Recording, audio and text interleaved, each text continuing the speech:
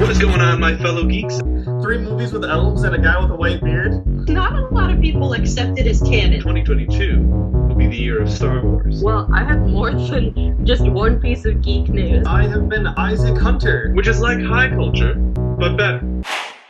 Hello, fellow geeks, and welcome back to Raving Geeks, the weekly pop culture podcast where we talk about all things geek and geek culture, which is like high culture, but better. My name is Hope Gooderl, host of Raving Geeks podcast, along with my co-hosts who will introduce themselves in a minute with our question of the week. If you're joining us for the first time and you like this episode, you can check out our other episodes at cm-life.com and any other place you listen to podcasts like Spotify, Apple Podcasts, or YouTube.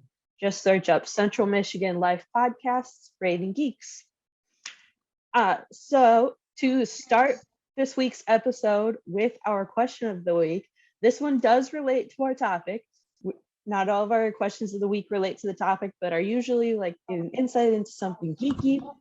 But so this week, co-hosts, what is your favorite Halloween monster, and does it have a favorite adaptation in pop culture? Ooh. Oh my gosh. Super That's- geeky. That's so tough. That's not fair. You know, I can't just pick one. For the record, listeners, I did not give them a heads up on this because I did not know what the question was until like a few hours ago. So Yeah, see, now I'm unscripted and I have to make this up as I go. So this'll be interesting. I'm just trying to figure out like anything that like gets you like spooked. Cause Halloween monster, I'm just like, oh man, is it like that's so like I don't know.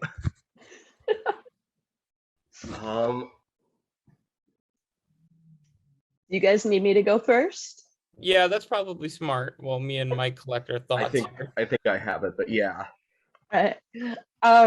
So I'm going to be probably super typical white girl, slash like with the rest of society, but I am a huge fan of either werewolves or zombies, but not Twilight werewolves and zombies. No, vampires do not sparkle. They do not sparkle. And werewolves, I mean, some, depending on like which lore you look at and like which adaptations and stuff you look at, sometimes they can be actual wolves, but not always. Like it's just like this weird creepy wolf thing. But so as far as vampires go, I would have to say that my favorite adaptation is the Dracula Untold with, oh my gosh, I'm forgetting his name, Luke Evans, who some of you may know as Gaston from the new Beauty and the Beast.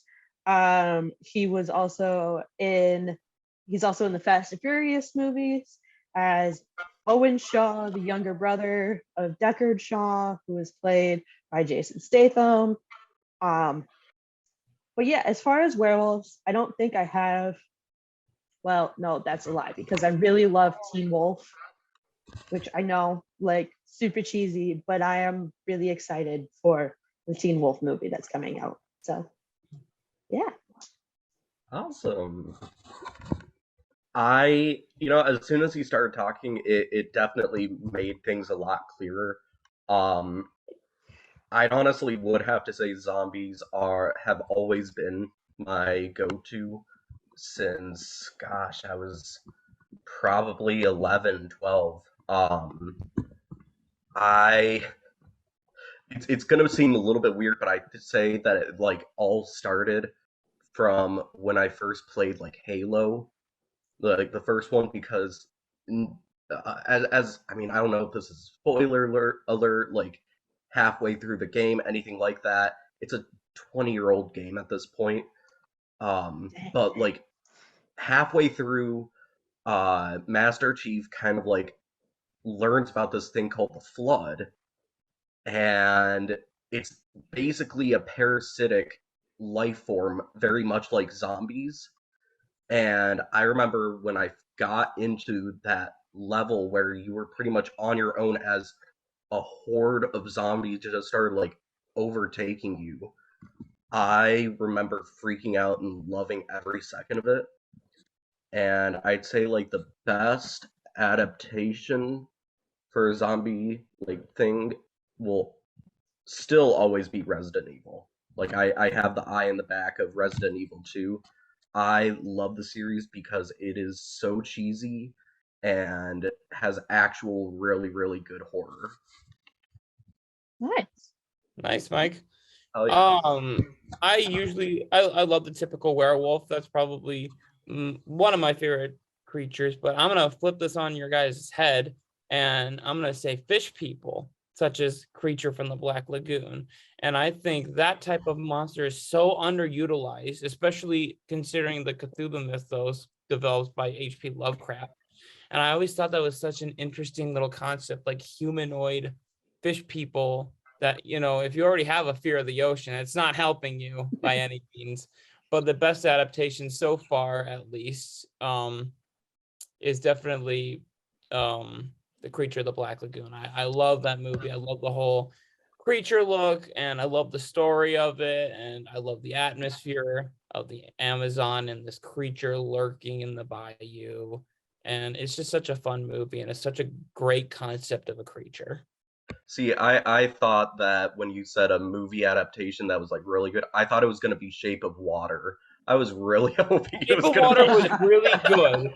It was really, really good. I don't like. It's not for Great horror everybody movie. though. It is not for everybody. I mean, the basic premise is that a woman screws a fish, and it's not for everyone. I deeply love that movie. I think it's Guillermo del Toro's best monster movie besides Crimson Peak. But I would say The Creature from the Black Lagoon is the best adaptation because of how widespread it is, and it's pretty basic for everybody who wants to get into horror. I would definitely recommend Creature of the Black Lagoon as one of your starter movies.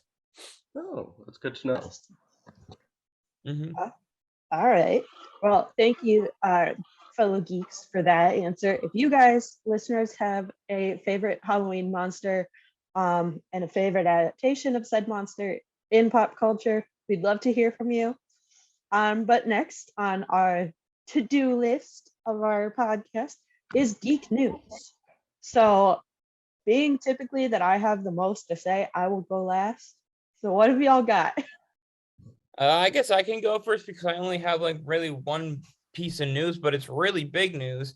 DC and Warner Brothers found their Kevin Feige figure in James Gunn, and I forget the other person who they hired, but he produced basically the Conjuring universe. But those two going at it with DC, I'm really excited. I hope it doesn't mean that James Gunn completely stops working for Marvel, because in the report he said that he would be exclusive to DC for 4 years, I think. So I hope he doesn't lose touch with Marvel, but I doubt that he will. But I'm excited to see what they bring to the table. It I think is that's it for my news. Peter Safran. Peter Safran. Right. That's what it is. Yeah. That's really it for my news. Mike, what you got? I don't actually think that I introduced myself for this episode. I completely forgot. Yeah, my name is Michael Gonzalez. I'm the podcast editor. I actually put in the last description for the She-Hulk episode, little fourth wall breaking thing saying like, "Will Mike Gonzalez be in the next episode?" Something like that. I totally missed that. Yeah. But why am I blanking out on what was just being talked about? Geek News. Oh, DC Geek News. Oh my gosh, I'm so sorry, everybody.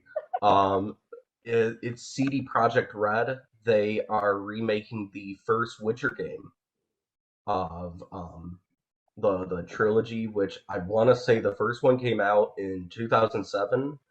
And if you ever look at the graphics or the models for like Geralt, anything like that, it is some of the It's rough. roughest.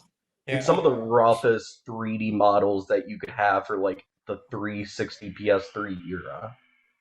Yeah. Okay. Well, I mean, also too with like The Witcher coming out on Netflix with Henry Cavill, like everyone's flocking to it. So it makes sense that they would try and revamp the game and get some money out of that. So It's the one that is like it stands out the most as like not the most polished, I'd say. I'd say yeah, people still say like Witcher 2 like still holds up relatively well, but 1 is definitely one that has needed a lot of polishing. And for all the people that did probably get into the Netflix series and want to get into the games, this is perfect. yeah. All right. Well, I have a couple old things, but they're still important. So first off, the first Mexican woman to go to space, Cat Voltage, is now on the cover, has her own cover for the Vogue Mexico print. The cover of Vogue Mexico y Latino America. So I think that is super awesome that not only is she the first Mexican woman to go to space, but she also gets her own Vogue cover. Because we need more female icons in STEM, honestly, especially ones that are recognized. That's incredible. Yeah. And Charlie Cox has been training with an MMA fighter to prepare for Daredevil Born Again, which is set to start filming early next year. I'm so excited. I'm excited too. And like also just to let y'all know, there's like 2 months until it's 2023. I'm still processing 2020 Yeah. and starting 2023. So yeah, there's that. Criminal Minds Evolution, which if you've seen the like poster picture for it, everybody thinks that it's Reed. But I'm not sure with the recent one, with there being a little bit more lighting, it does not look like Matthew Gary Gubler. But it is set to stream on Thanksgiving Day on Paramount Plus. So I'm super excited for the continuation of Criminal Minds. As far as season 3 of Only Murders in the Building, which is a Hulu TV series starring Selena Gomez, Steve Martin, and who was the other one? Shoot. Martin Short? Yes, Martin Short. I was about to say Martin Sheen, and I was like, that's not right. Martin Short, Jesse Williams, and Paul Rudd are joining season 3. If we thought this show was chaotic to begin with, oh no, it's about to get even more chaotic. Paul Rudd is gonna make everything more chaotic. I just know it. And so if you are fans of the Columbus Zoo and Aquarium in Columbus, Ohio, like one of the only good things in Ohio, because it is Jack Hanna and his family set it up. So it's like actually rehabilitation and like animals that can't go back out into the wild. They have really nice habitats and everything. They have a new mandrill baby, which was born on Sunday, October 16th. It's a little baby boy. It's not named yet, but I am guessing that they will be putting out a like poll to see like what should they name it, and then of these ones, what do you think? So yeah, I'm super excited because babies are adorable, especially baby mandrills. And it's also firstborn parents, so like first time Malaika and Mosi are first time, so firstborn of the parents. And finally, because as we know, Christmas is already out in stores, but Halloween has not happened yet. It'll have happened be happening by the time that this podcast is out. But for Thanksgiving, the forgotten holiday of the commercialism of America, The Jonas Brothers are set to perform at halftime of the Giants and Cowboys game, which I think is awesome because I really love all their new music that they've been putting out lately. Like, it definitely fits younger fans in a way, but also like brings back the fans that were around in the early 2000s and 2010s, when they were first starting out. So yeah, we get to see that. And now they're all fathers as well, which is really weird to think about. But There's been so much that I've been thinking about lately about how like time has gone so fast. oh yeah, but it's Just also like gone so slow at the same time. it always feels like it every single time. So basically, Marvel had a big news drop recently. I totally forgot about it until now. Marvel dropped both trailers for the Guardians of the Galaxy holiday special and for Ant-Man Quantumania, and that was pretty crazy. Just to compete with DC about their big news on them getting their own Kevin Feige, and they're like, "Oh yeah, well we got news too. We're gonna drop 2 new trailers back to back." So that was pretty crazy.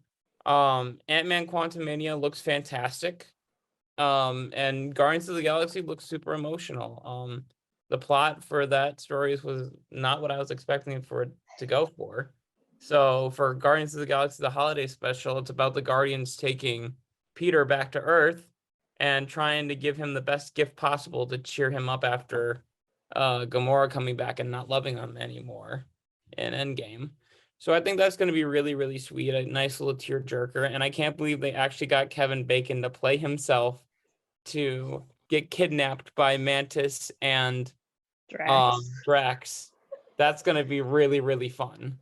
I think we always needed more Mantis and Drax relationship building. And I kind of hope they become a couple because they're really cute together on screen. I don't know if I'd want them to be a couple. I think they're just like too chaotic for that.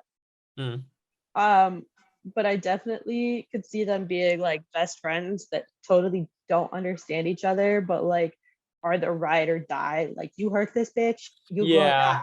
Totally. But also going off of Paul Rudd being chaotic, that trailer was also just like chaos because quantum realm. Kang looks insane. He looks like an absolute threat. Jonathan Majors is gonna kill it like he did in Loki. It's gonna be a great movie, and I hope Ant-Man doesn't die because I'm really, really scared because Paul Rudd's contract is up after this movie. So I don't know. They might kill him. I don't know. I think it would be great because if Kang kills him, it's a good way to establish him as a serious, actual threat. But it'll break my heart if I see Paul Rudd die on screen. Oh, I don't really see him dying because it's Paul Rudd, and he looks the same as he did when he was on Friends, which was 90s. And it is now 2020s. So I don't see him, like, I feel like they could be like, hey, you want to do another movie? He's like, and he'll be like, yeah, how about like 5 more? Yeah, he'll definitely be that person, but I do think Kevin Feige said that this movie was the start of Phase 5 for a reason, and I'm like, I mean, it'd be a great start if they started off with killing off a main Avenger to like establish Kang as like this big bad for the rest of the phases. So I don't know. It could go either way, but I'm here for it either.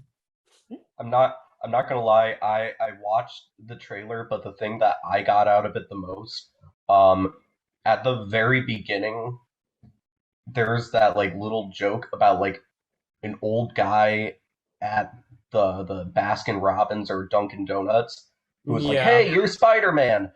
That old guy is from this like comedy sketch on Netflix called I Think You Should Leave, and everybody was freaking out about his cameo because he's such a like well-known guy in the people who watch that. They love him because he's so weird. That's cool. I didn't know that. I recommend that show. It is the weirdest. It's like SNL if it was all the stuff that they just cut out. Mm-hmm. So I mean, Paul In Rudd, mind. I think, is a like multi-episode member of Saturday Night Live. So I think so. I think it was when John Mulaney last hosted Saturday Night Live that he also joined the club for like how many times he's hosted. I think I remember that. Yeah. And I think it was Paul Rudd who had to give him his jacket or something. But yeah. Well, All right. So that wraps up our geek news for the week. Of course, there's always more, but we only can give you so much as geek news is constantly happening. So for our main topic, if you are watching us online, you will see that all of us have some different hoodie on. I have Stitch. My background is also Stitch dressed as Jack Skellington. My ears on my Stitch hoodie are not showing up that nicely, but I do have ears. So if you're watching and all of a sudden I don't have ears, I promise they're there. But our idea was that next week that we're recording this, next week is Halloween, and then also leads into Dia de los Muertos, which is not the same as Halloween, but does still have the supernatural aspect in it. So we wanted to talk about our favorite memories and traditions of Halloween. But before we do that, I have some Halloween trivia for y'all that I want to know. Can you get it right? Would you win in a trivia competition? Okay. I think So here's the first one. Complete this lyric from the hit Halloween song, The Monster Mash. I was working in the lab late one night. I know it's when. That's the when first my eyes one. beholded a grisly sight. Close. Close. Gravely Sight? Nope. Oh, what? I do not listen to the Monster Mash. The last time I listened to that was like, it's when my eyes beholded a eerie sight. That's Yep. what it is. Beheld an eerie sight. Yep. Got it. oh my gosh. So in 2004, the city of Hollywood banned the use of what party item on Halloween? I promise it is PG at most. Like it is nothing more than that. Party item. Yep. Is it confetti? No, but it's similar to confetti. That it makes a huge mess. Is it like the silly string? Yep. Silly Oh. string. I remember when I was a kid, I had like little like Spider-Man like gauntlets that did the silly string. Oh And yeah. yeah, and I remember it made such a big mess outside. My my camp that I go to when I was a camper, family friend, we have a skit night. And whatever their skit, I don't remember if it was like a Youper class, because we have a counselor who teaches a Youper class, or if it was like the senior high girls skit. But they sprayed silly string everywhere in like the building we were in for skit night. And literally the next year, there was still some hanging from the rafters. Oh my gosh. It is finally cleaned off, but like, It yeah, does not decay. it does not decay, it does not drop, get heavy and drop. This one, it is illegal to dress like a nun or priest for Halloween in which US state? Wait, repeat the question. It's Sorry. illegal to dress like a nun or a priest for Halloween in which US state? They worded that really weird, but Is it Louisiana? close. It's in the South. Kentucky? Kentucky's not South. Is Ah, it I Not don't- like fully South, but They make the fried chicken. I don't know. Is it Texas? nope, not Texas. Oh. Florida? That'd be wild. Closer, but no. No way it would not be Florida. I don't know. I feel like Florida, like, it is a wild town, but like they also have wild regulations. That's true. Is it Arizona? Nope. He was close with Florida. Oh my gosh, I need to look at a map of the U.S. Is it New Mexico? That's No, not no, close no. to Florida. I know, but like I was thinking like New Mexico. Georgia? Closer. Alabama? Yes. Really? Oh, sweet Yeah, home Alabama. Alabama, really? Huh. So in Alabama, it is illegal to dress like a nun or priest, according to section 13A-14-4, because impersonating the clergy is a misdemeanor with a fine up to $500 or a year in jail. Hold on, Oh, that's hold on. silly. Okay, do people... I don't know if you know this, but like, do the cops actually uphold that? Like, if they saw someone who's like dressed up as like a nun and not exactly PG-13 or PG, would they be like, "Oh my God, you're the clergy, arrest, arrest this woman"?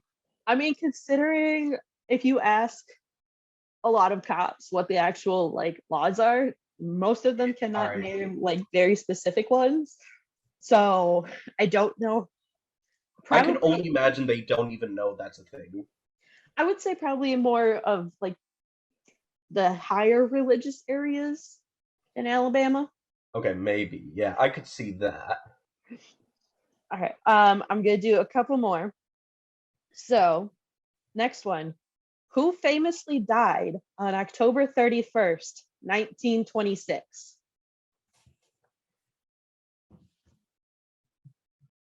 I feel Thank you.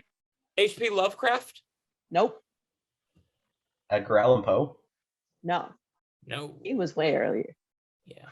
I was giving they- it a shot. Late 1800s, I think. Yeah. Is it somebody related to the horror?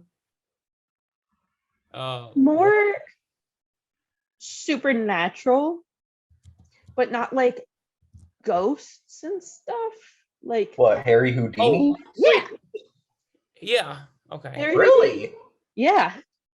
And his death was initially considered a hoax, but he died on Halloween. Did he What? die on stage or did he die rehearsing a? I feel like he drowned or something like that. I'll look it up real quick. I have a feeling that he drowned. Let's see here. What killed Harry Houdini? It looks like it was appendicitis. Oh, jeez. It was appendicitis. That's it. Oh my gosh. That's That is very anticlimactic, especially for Harry Houdini. Let me just say, his body pulled a little magic trick on him. Oh my gosh. Let's see, where did it go? I gotta find. Or was it not? The problem is this website has like 138 icebreakers that are all just like trivia questions. And I gotta figure out which one was my last one.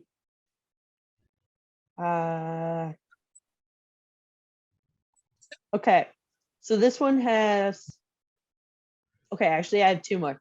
So this one has 3 answers, and if you get one, then you're correct. What are the other names for Halloween or of Halloween?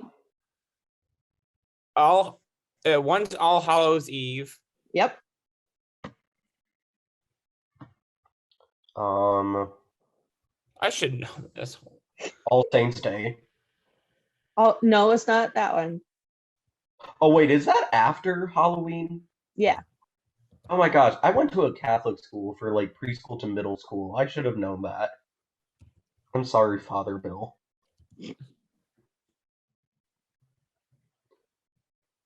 Would you? Wait, did you already say All Saints Eve?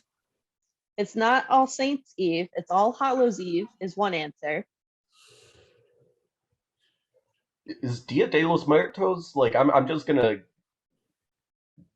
No, it's not that one, because that technically starts midnight, like Halloween is over and the day starts. Gotcha. Yeah. Oh, I actually have no idea. I don't know. I only know it's All Hallows Eve. Samhain, Oh, Samhain. Oh, there's one, no. and the Feast of the Dead. Feast of the Dead. Feast of the Dead. Yeah, I should have known both of those. I had no idea about the Feast of the Dead. Samhain is a freaking Ghostbusters villain. How did I not know that? Oh. All right.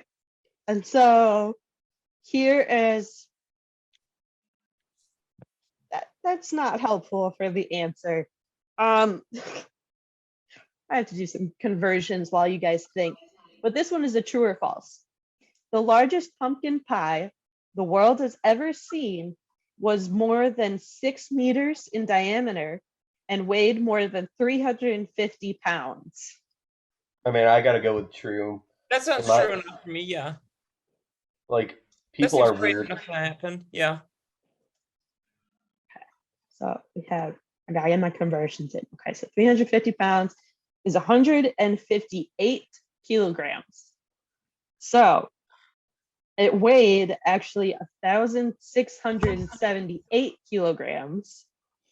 And I gotta do my calculations from meter to feet. Because why would you give the answer in the same type?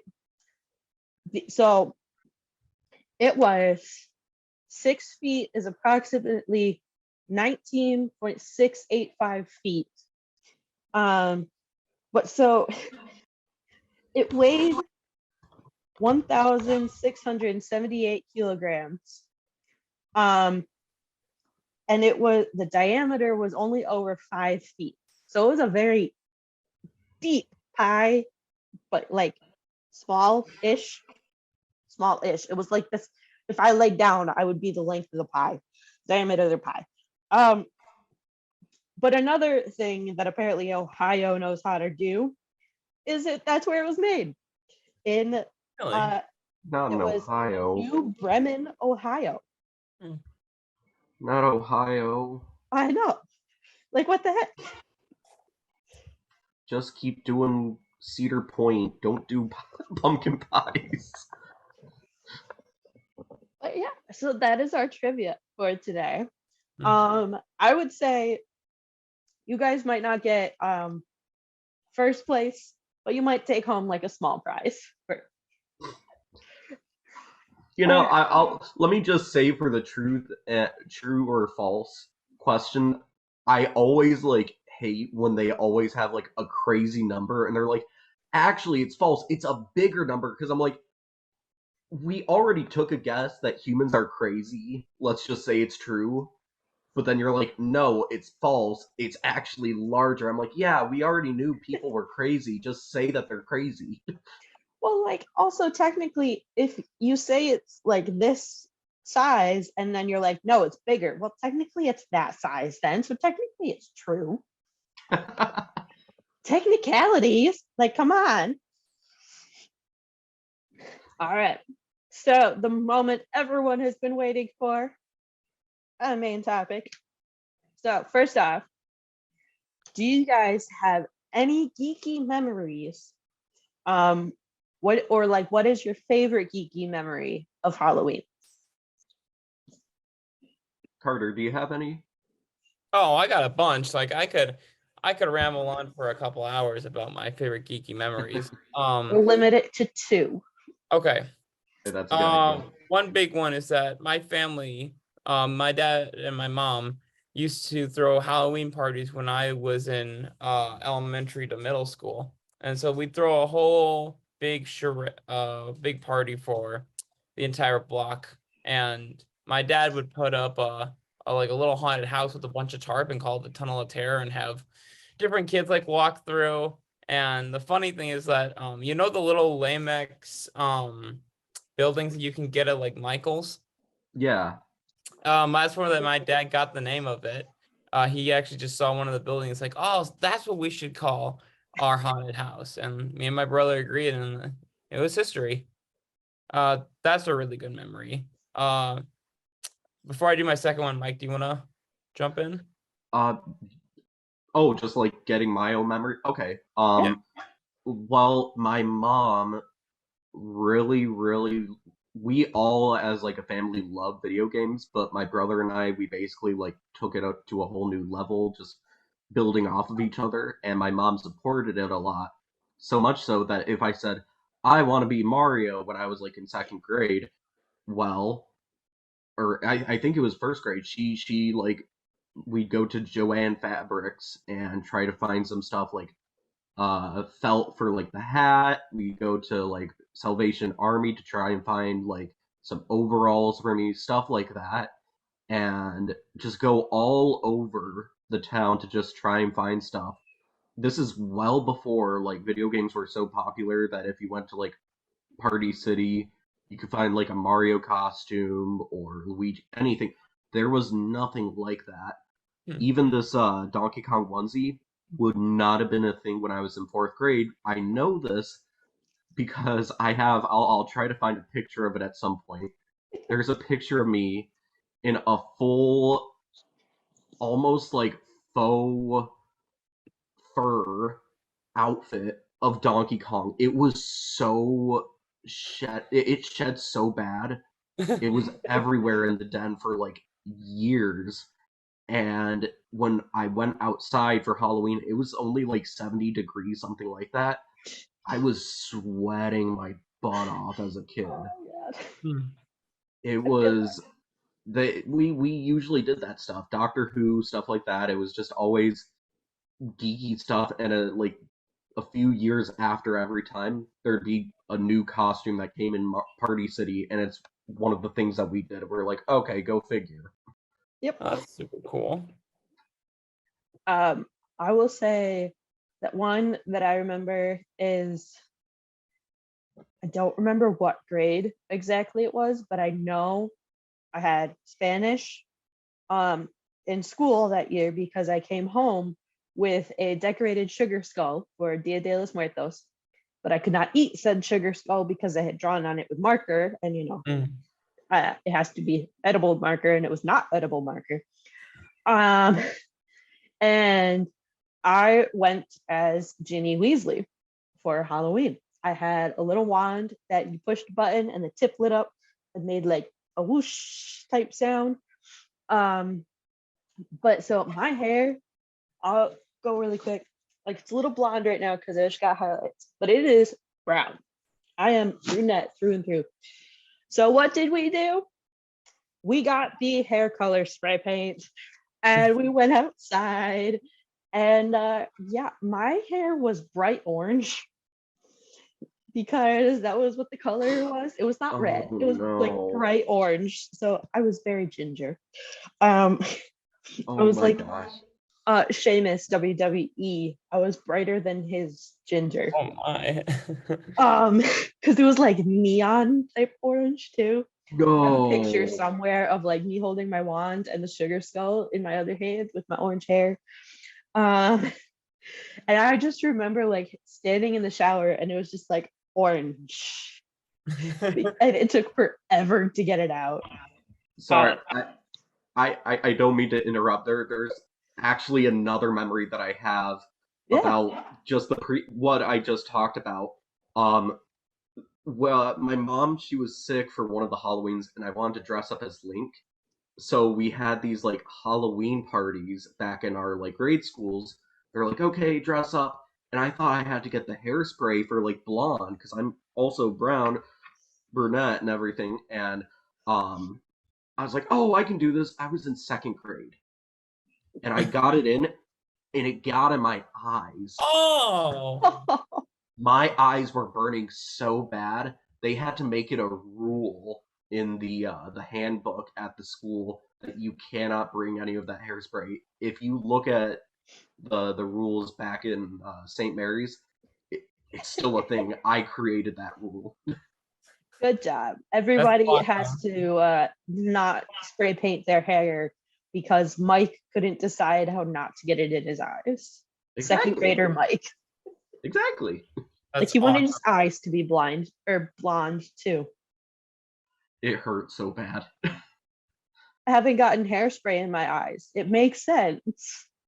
I think I got it so bad that like some of the like hairspray got into my scalp, and it would just they would find like blonde patches if they like did a buzz cut or something.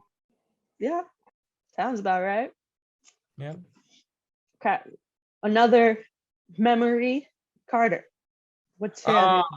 I have a lot like going to go to pumpkin patches and so on and so forth, but I always loved sitting. Okay, so when I used to be in like a good middle class house, 2 floors, but my dad he saw our basement, he kind of tricked it out for me and my brother. So we had like a big giant before the flat screen we had the old CRT TV, which Right. I still miss that thing, man. I love the CRT TV. It's so nostalgic. I would buy one if I could find one for a good price. But me and my brother used to have like old Goosebump DVDs. So we had like Attack of the Jack-o'-lanterns on DVD, Night of the Living Dummy, Deep Trouble, and we would just watch those constantly throughout the Halloween season. And those are such good memories, just getting popcorn and sitting in our basement with our shitty couch and just watching on our old CRT TV. And then like we would move on to the big screen, and like that was great too. But just those memories of being in grade school watching Goosebumps with my brother, those are some special memories right there. Nice. I totally get that. Mhm.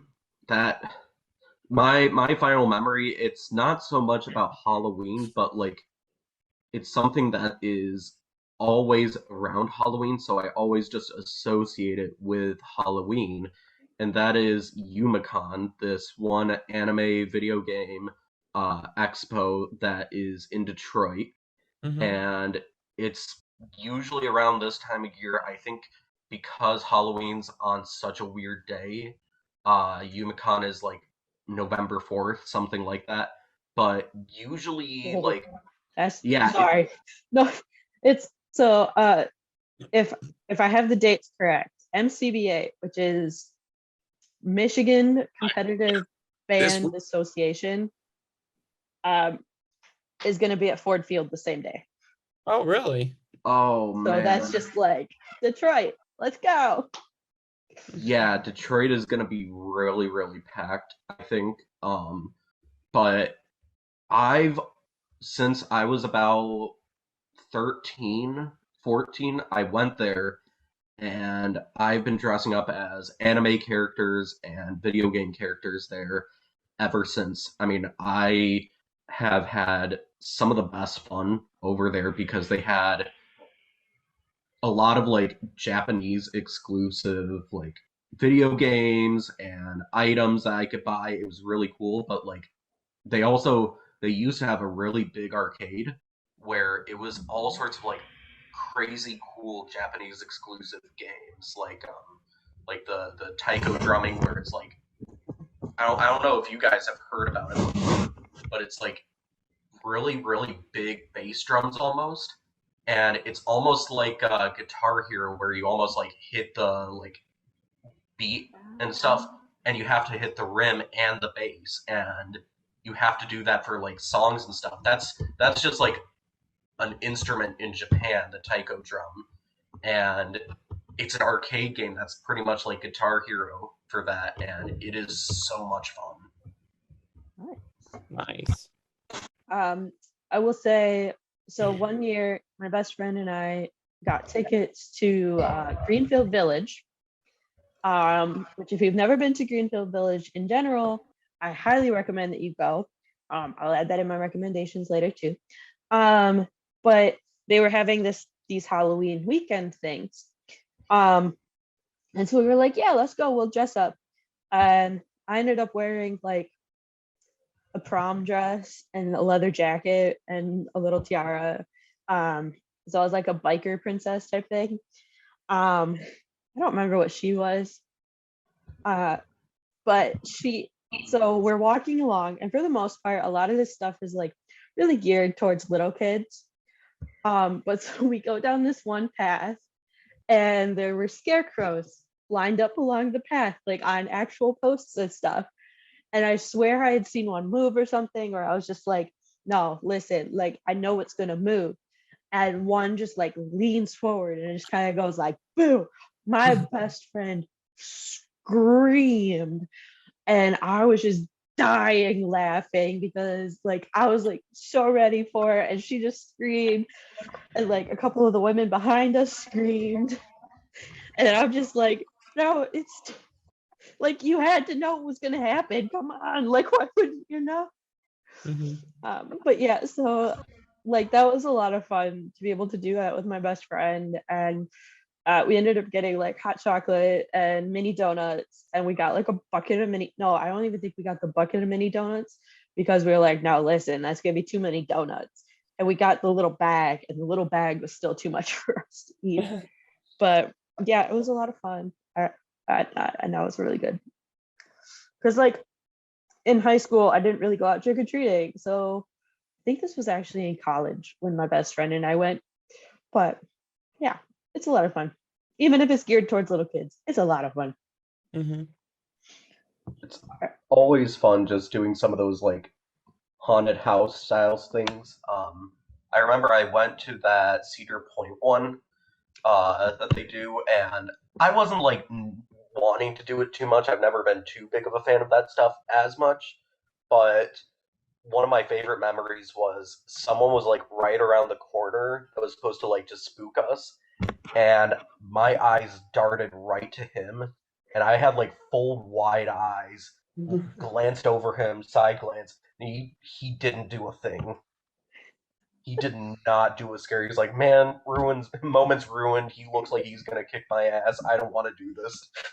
I feel like some of the actors in the haunted houses like realize when not to scare people because they're like, nah, you need a minute. Like you know what's going on, but you need a minute. So like I'm just gonna stay here, like still, like I might move my eyes a little bit, still creep you out, but like I I'll give you swear, a break.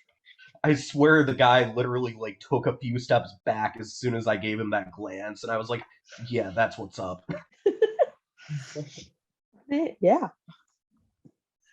Okay, since it is Halloween and Halloween has a lot to do with horror, I just want to do like a quick, what is your experience with horror? And I don't mean like soft horror where it's just like kind of creepy, like kind of Walking Dead level to me is soft horror because it's not ultra scary or anything. But also you don't need to go super scary if you do not want to. But like, what is your experience with horror TV shows or movies? Well, I man, well, horror's always been a part of my life since like day one.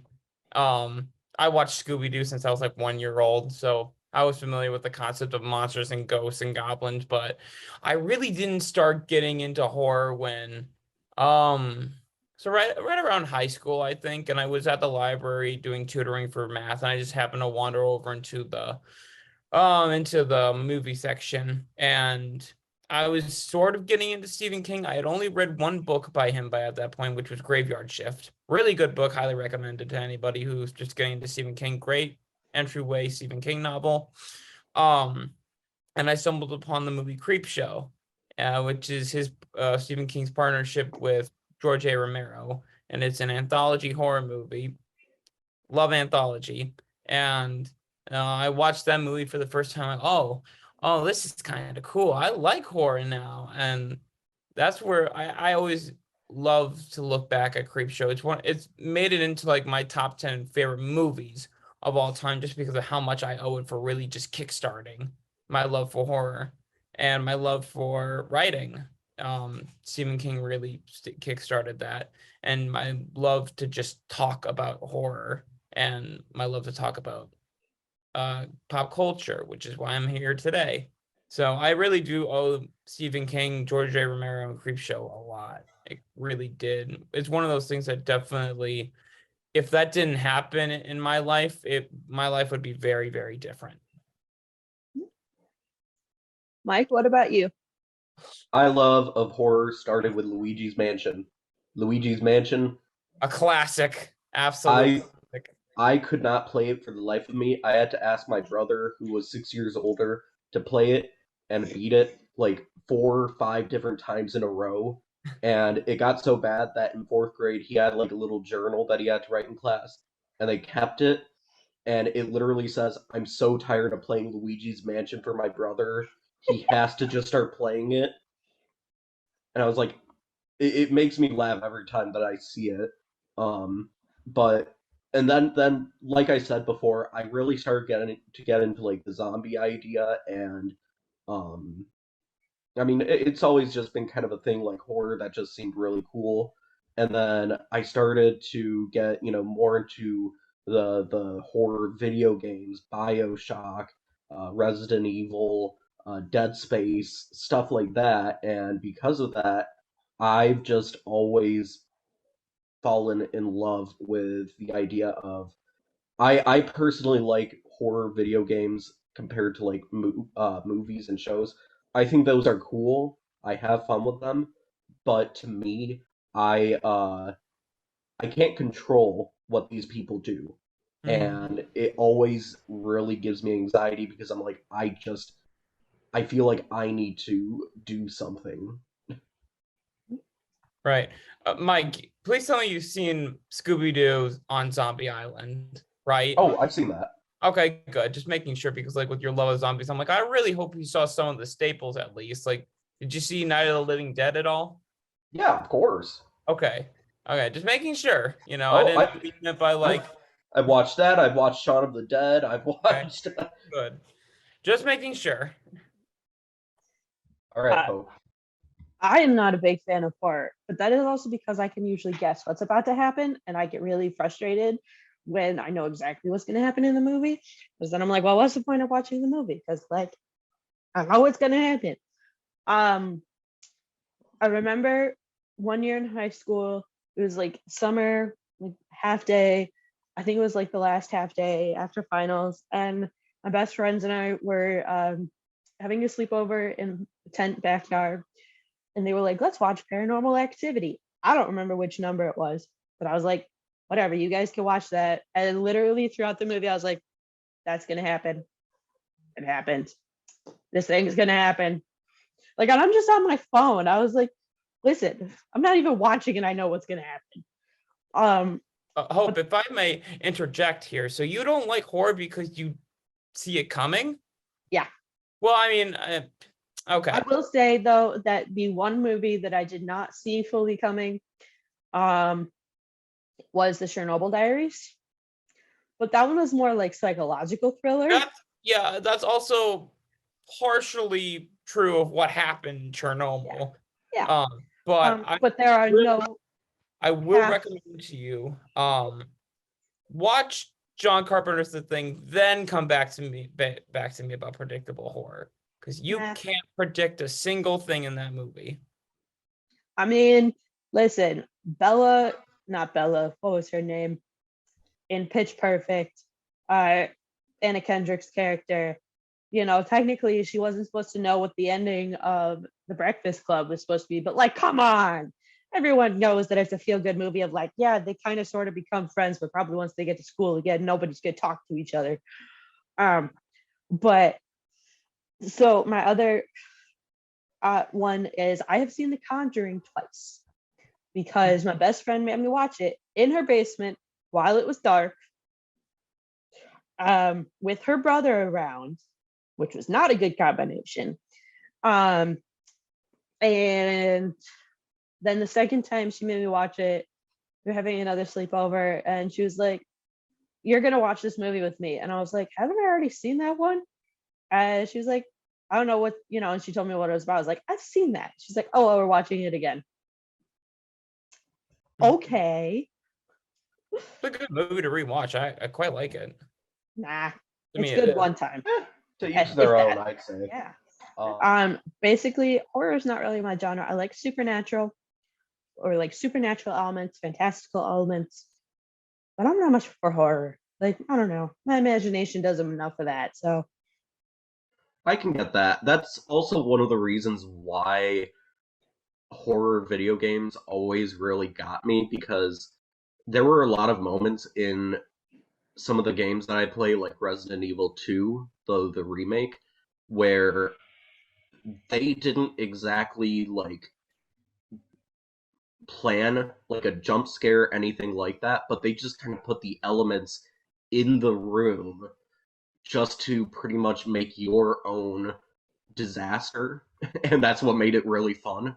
Where there was basically this really big guy in like a trench suit, trench coat. That's what it is. Was it Mr. And like Black? Was it? Oh, Mr. X. Mr. X. Yeah, Mr. X, and he's basically like just this walking juggernaut, and he's always has these boots that are like clanking, and it's terrifying because he's always following you in the police department. And there is this one hallway specifically where he was chasing me that I had to run from. And there are also these zombie creatures called lickers, and they are literally like skinned humanoid things that almost like crawl on all fours like amphibians, and they have razor sharp tongues, and they are blind as a bat. And if you start running, that's when they're like, oh, there you are. So Mr. X is chasing me. Running down, and I'm like, I think I took him out, the liquor. And then all of a sudden, as I'm running, I just see the liquor's claws jump right from my back and slash me, and I die.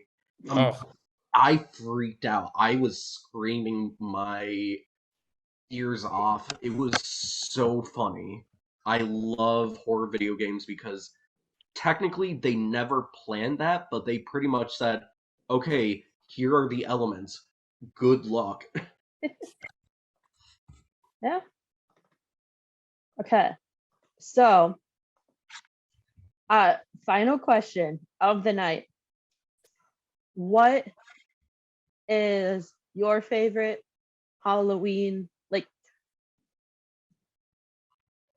movie or traditions to do on Halloween? Like, what is the thing that every Halloween you have to do this thing no matter what? well, for me, it's watch Great Pumpkin, Charlie Brown. But now everybody can't, thanks to Apple. I'm looking at you, Apple TV Plus, taking it off of ABC and cable streaming. Pisses me off every time I look at Apple TV Plus, which is why I refuse to buy that subscription service. Well, it's one of the reasons. I just don't like Apple, what they're doing right now. But I digress. I love the Great Pumpkin, Charlie Brown. We watch it every single year, always make an attempt. There's never been a year we've missed it, mostly because we own the DVDs. But yeah, it's such a classic. I love the aesthetic. It just gives me those warm, fuzzy feelings of the fall.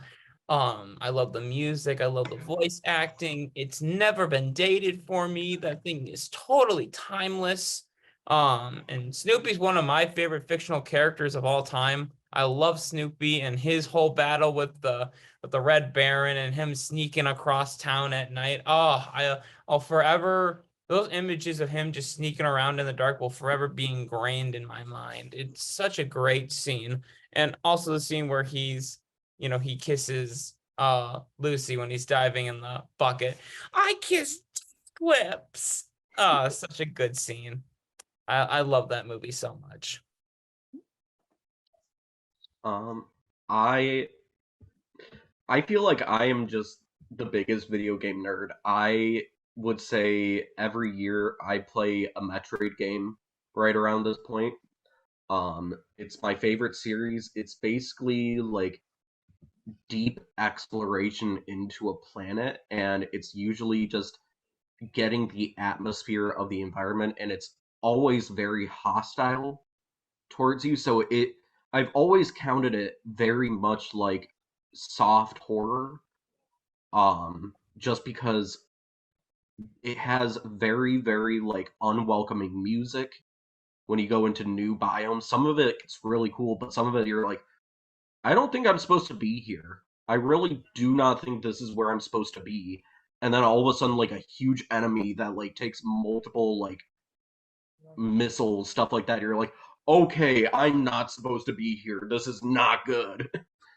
And usually they have a lot of, like, cool environmental storytelling, stuff like that. And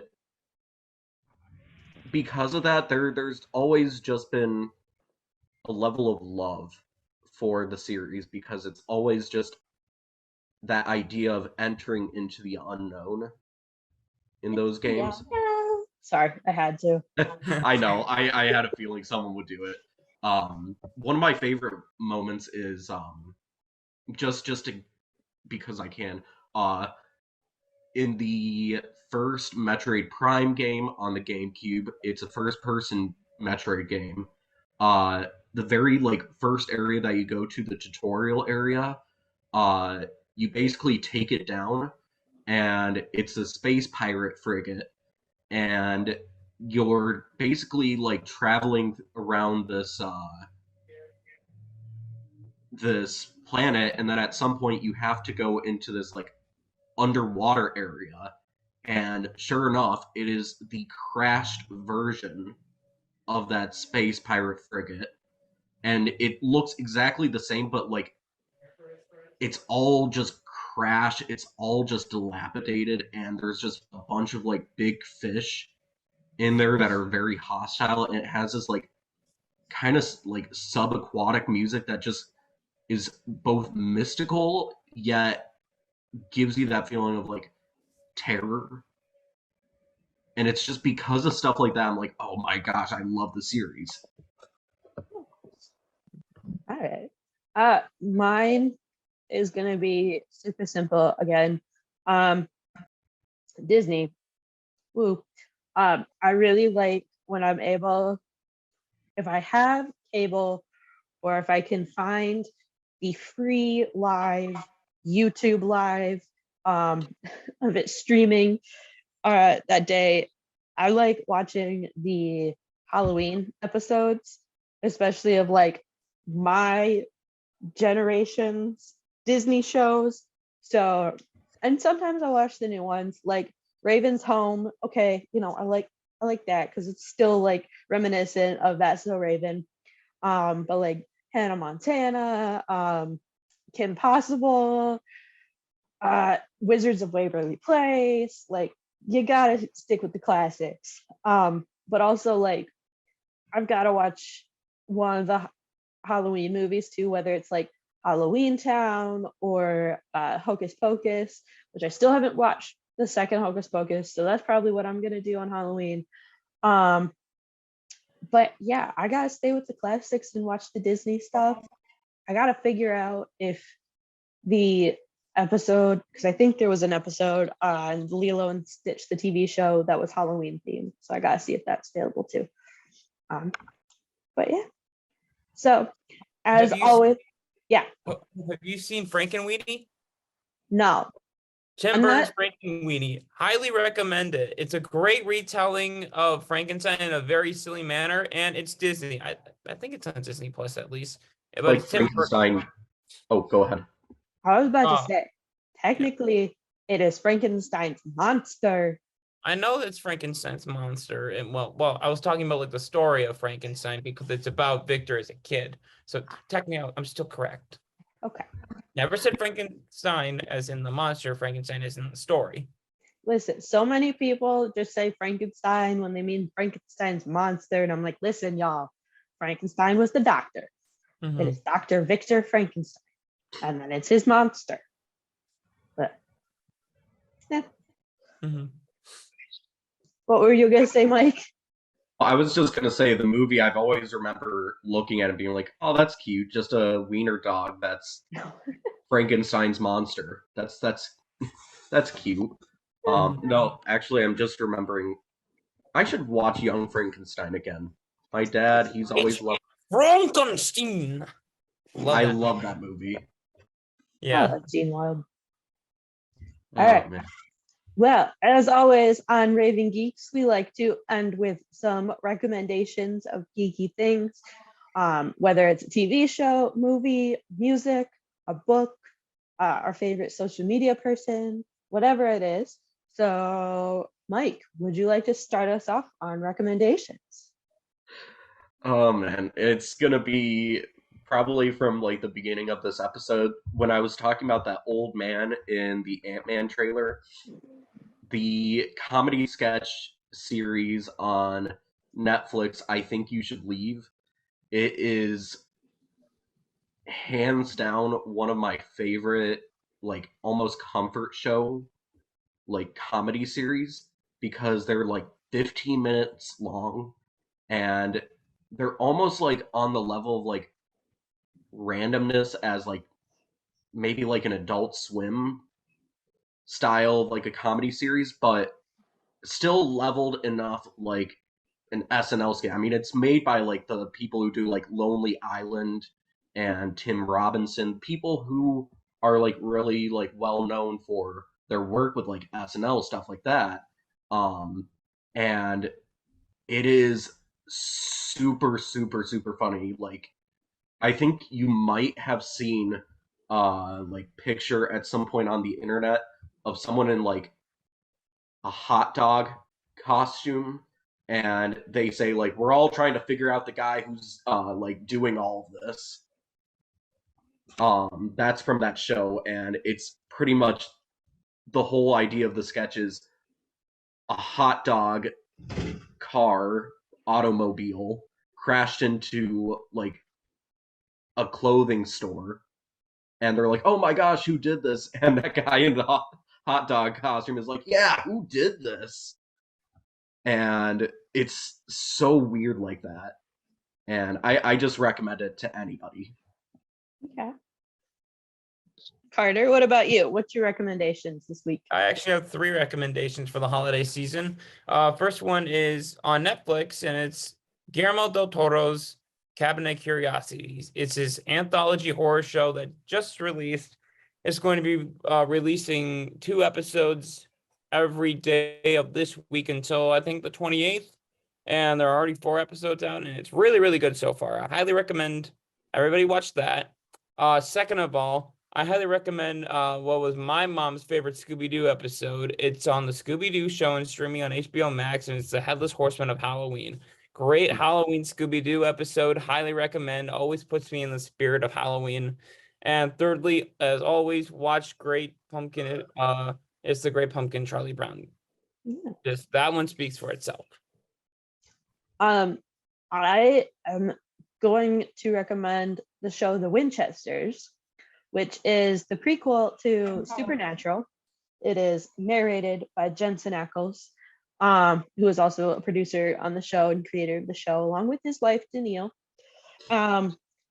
I absolutely love the show, but I'm also mad because if you watch Supernatural, you know that John Winchester is a terrible father and like not that great of a person either.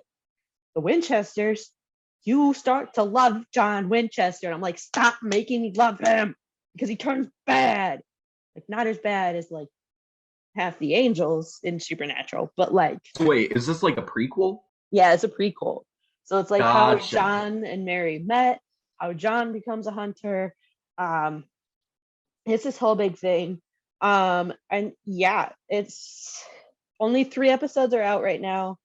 It airs Tuesday nights on the CW, so you can also watch it on the CW app, which is free. All the streaming services, that one is free. So like, I think if you want the CW Seed, you might have to pay for that. But that I'm not sure on that one. Which that also has some good series on it. Mhm. But I also I had another recommendation. I'm also going to recommend you watch Hocus Pocus on Halloween. And if you want, you can watch Hocus Pocus too. But then I am going to suggest that you watch Coco for Dia de los Muertos, as well as Book of Life, which it does not fully follow Dia de los Muertos, but it is like Hispanic culture, Latino culture.